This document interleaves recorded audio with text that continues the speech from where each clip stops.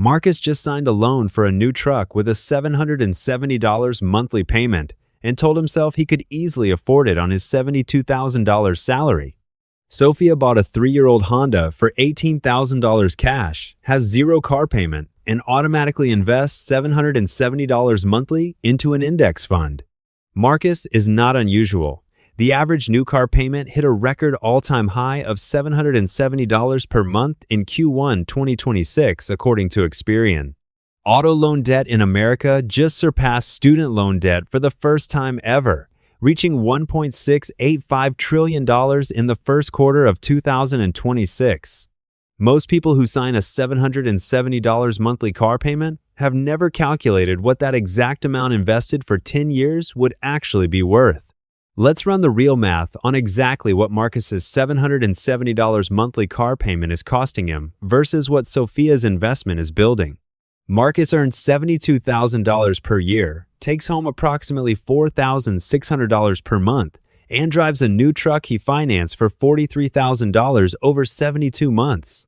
His $770 monthly payment represents 16.7% of his take-home pay above the upper limit. Most financial planners consider acceptable. Over the 72-month loan, Marcus will pay $55,440 in total payments on a $43,000 truck, including $12,440 going directly to interest. But the $12,440 in interest is not the real cost. It is only the most visible and obvious part of what this vehicle is actually costing. The real cost includes depreciation. Marcus's new truck lost approximately $8,000 in value the moment he drove it off the dealership lot. By year 3, Marcus's truck is worth approximately $28,000, while he still owes approximately $24,000, leaving only $4,000 in equity. By year 6, when the loan is paid off, Marcus's truck will be worth approximately $18,000.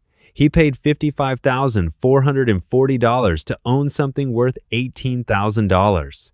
Total wealth destruction from Marcus's truck purchase price plus interest minus remaining value is approximately $37,440 over 6 years. That $37,440 in wealth destruction over 6 years equals approximately $520 per month in real economic cost beyond his actual payments. Sofia spent $18,000 cash on a 3-year-old Honda Civic with 35,000 miles and an expected useful life of at least 10 more years. Sofia's Honda payment is zero. She owns her car outright, and her only ongoing vehicle costs are insurance, fuel, and routine maintenance. The $770 per month Sofia is not sending to a lender goes directly into a total market index fund through an automatic monthly transfer. At 10% average annual return, Sofia's $770 monthly investment over 6 years has grown to approximately $79,000 in her investment portfolio. Marcus at year 6 has a paid-off truck worth $18,000 and approximately zero in investments generated from this car decision today. The wealth gap between Sofia and Marcus at year 6 from a single car decision is approximately $61,000 from the same $770 monthly amount. Now let's look at year 10 because the gap between a depreciating asset and a compounding investment becomes genuinely enormous there. Marcus's truck at year 10 is worth approximately $10,000. It is depreciated from $43,000 to $10,000 in 10 years of normal use and age. Marcus likely purchased another new vehicle at year 6 when his loan ended repeating the same $770 monthly payment cycle again. Someone continuously carrying a $770 monthly car payment from age 28 to 58 pays approximately $277,200 in total car payments alone. Sofia at year 10 has an investment portfolio that has grown to approximately $157,000 from 10 years of $770 monthly contributions. Her Honda is paid off, still running reliably, and worth approximately $6,000 after 7 years of driving with minimal ongoing costs.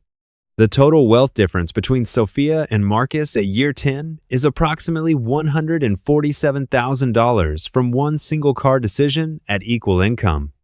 Now let's address the three arguments people make for why their specific high car payment is actually justified in their situation. Argument 1. I need a reliable car for work, and an older car would cost me more in repairs than a new car payment would cost each month. This argument sounds logical, but data does not support it. Average annual repair cost for a well-maintained used car is $500 to $900. A $770 monthly car payment over 12 months is $9,240 annually. You would need $9,240 in repair bills to make the new car math work out. A 3-year-old certified pre-owned vehicle from a reliable brand has repair costs far below what a new car payment costs annually. Argument 2, I got a great deal and my interest rate is only 4.9%, so the total interest cost is not that significant over the loan period. At 4.9% on a $43,000 loan over 72 months, total interest paid is approximately $6,800, which sounds reasonable until you add depreciation.